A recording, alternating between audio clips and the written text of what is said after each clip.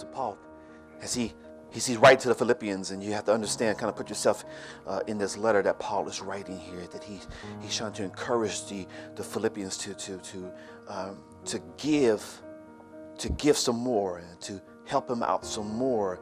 And it seems that's where he's writing, that he's well known that they're undergoing some kind of tenuous abasement situation where maybe they're in a time of lack right now. And he tells them in verse 19, I understand what you're going through. I understand your lack right now. I understand that you don't have a lot of time on your hands. I understand that this, that, and the other. But hear me, Philippians. Hear me, Christ's messengers. God, my God, will supply all your needs. So I asked the question as I was writing out my thoughts last night. I said, God, what makes Paul so emphatic? What gives Paul the passion to say, I know my God shall supply all? Paul had learned through the years that allow him to make a statement like that. Number one, Paul had learned through the years to live modestly. He said, I learned to be abased. I learned to be abased. Some of us don't know how to live humbly.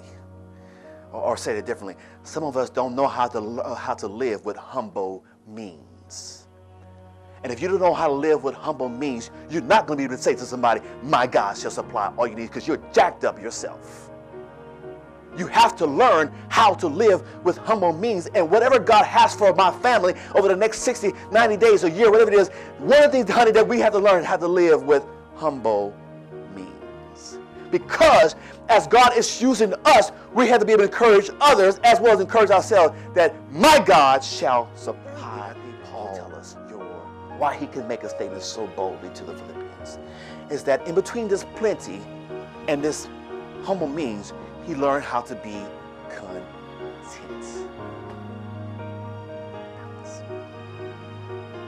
Paul says, you know what? I've been wealthy. I've had every resource that I need to have. I've also had no resources. But you know what?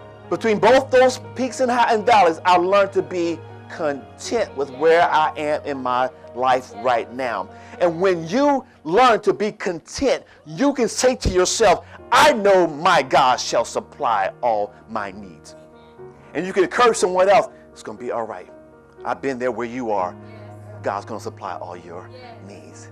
But you have not learned to live in humble means. It's just mere words that you're quoting from a scripture that you have no experiential knowledge about. But when you know that when you up here, and you see somebody that's up here with you that's just squandering everything, and now they come to a point where they're starting to fall and whatnot, and now you got to be able to encourage them. Listen, I've been there too, brother. I've been there too. And you know what? My God shall supply all your.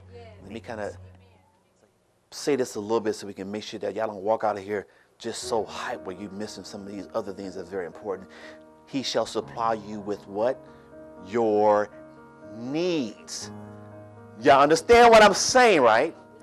Your needs. Your needs are that which should happen to be your need. Meaning, God already knows what you need. And he has already supplied it for you before you know you need it. That's what I'm trying to say. That's the kind of God that we should trust and believe in. God already knows what you're going to need July 1st. My God shall supply all your needs, present and future. Settle it.